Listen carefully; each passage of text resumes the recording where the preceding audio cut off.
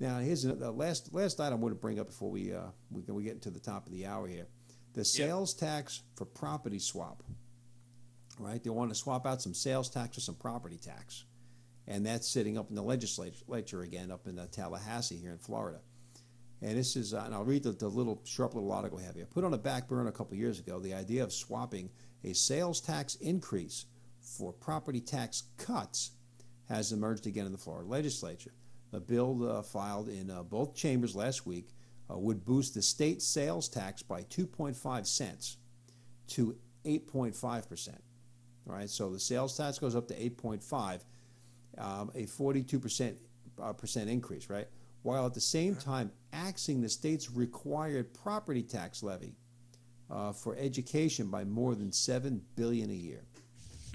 So what they're going to do is they're going to lower the property tax on the residents of Florida, increase the sales tax, which would then in part be put on those tourists who come down to Disney and to different places like that. So what do you think? Yeah. You think it's a good swap? You for it or against it? Well, here's the thing, and this is the argument that will be raised. You are taking then taxes away from property owners. You are no longer taxing property owners. You are now taxing the masses, and the masses consist of a lot of non-property owners.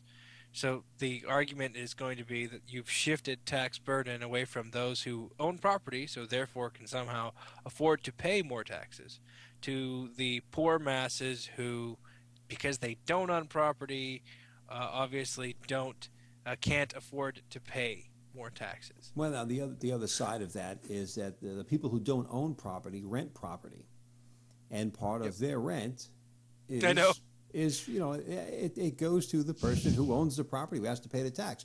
If I own a building and I'm going to rent you my house, I'm going to have my mortgage, I'm going to have my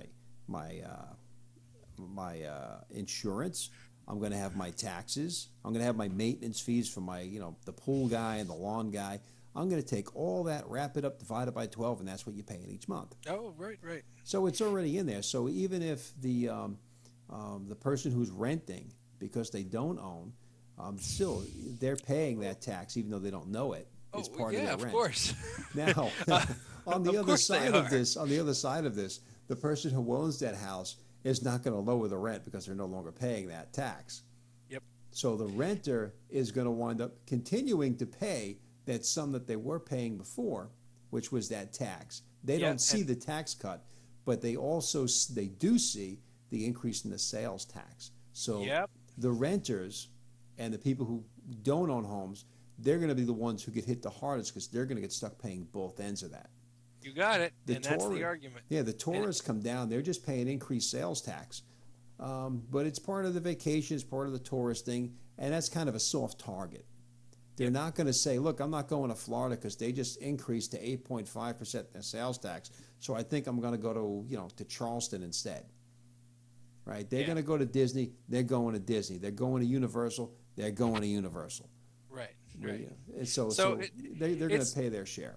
I think it's a good thing, but it's a hard sell. I would like to see I'd like to see if they could mitigate it by putting in some sort of fair tax type provision, and saying, we're going to increase your sales tax, but we're also going to give Florida residents a check, a rebate or a probate check on their taxes that they're going to pay, so that people, so that the increased burden then, or the increased sales tax burden, is paid more by people who are not residents of the state, people who are truly tourists or snowbirds, people who have a disproportionate impact on our state's infrastructure. No, but you really want to get to a point where you're not giving money back because you're not taking it up front. Right. Because if you're going to give money back, now you're talking about oversight. Right. But you got to balance. There's always a balance, and that's the fair tax argument. Is you don't want to tax people for being alive, and so if you give them back the taxes to the poverty level that they would pay in sales tax, then somebody isn't being taxed for being alive and doing the basic Mhm. things that a person does while they're living.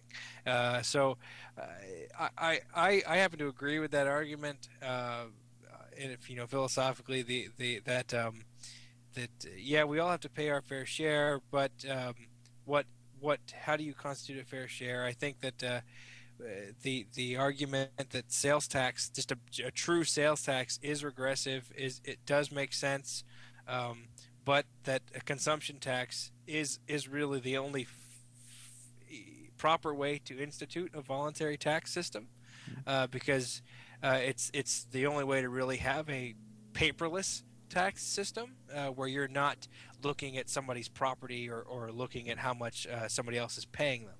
So you have to figure out a way to marry the benefits of a what I'll say paperless tax system, a voluntary tax system that Mhm. is hit at a point of exchange between two nameless, faceless individuals, and a system that doesn't punish unfairly, or doesn't restrict people who are in the lesser income And I brackets. think that's the point you want to take up with this when you're looking at something, a proposal such as this, where you're swapping tax for tax. You do have this segment of the society who wind up getting double taxed Yep. because they don't receive the benefit, and yet they have to pay the upper. So you have to address that. How do you go about addressing something like that, an issue like that? And that's a difficult thing to do. Do you give a renter's rebate for a particular amount? But now you're looking at government oversight. Now we've got to keep Right. track of these people. They've got to register. They got to file. They got to, and so now you're spending more money trying to give money back. Exactly. So Uh, and so it has to become a really a basic thing, and that's where it comes that's where it comes down to. Maybe you're instead of giving them a flat out check, maybe you're using that extra income to lower things like car registration costs and stuff like that. Because like a car registration cost, that's something that's disproportionately hurting the poor. The When your driver's license is costing you more money, that's something that disproportionately well, affects the poor. well, now So the other side of the argument is that the yeah, homeowners are the ones who have a real skin in the game. yeah. They're the ones who are here. That they've got to do their property maintenance. They've got to do all of those other things that a renter doesn't have to do. So So therefore, a homeowner, are you saying a homeowner should be able to pay more tax or pay less tax? You think the homeowner should pay less tax because they have to maintain their neighborhoods, they have to maintain the community in a I, real property sense. I think so, and I think what would happen in a swap like this, I think up front you see that the renters wind up not seeing the benefit of the property tax going down. They don't see a reduction in their rent. They're not Right. going to see that. That's just the reality of it. On the other side, they see the increase in the sales tax, and they get hit with that. So it's costing them more, this extra 2.5% in the sales tax, or 2.5 cents, right, going up to 8.5. They're seeing that increase, but it's not offset by anything. The Yeah. homeowner gets the offset. They see the increase in the sales tax, but they get the offset on the property tax. I think over the course, and that's the immediate impact. I think over the course of 5 or 10 years, you'll see that's mitigated.